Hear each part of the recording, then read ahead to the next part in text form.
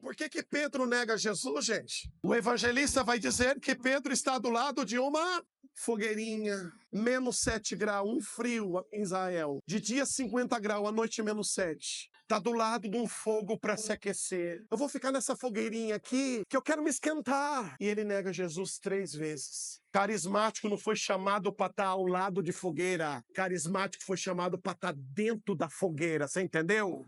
Pula para dentro da fogueira, irmão!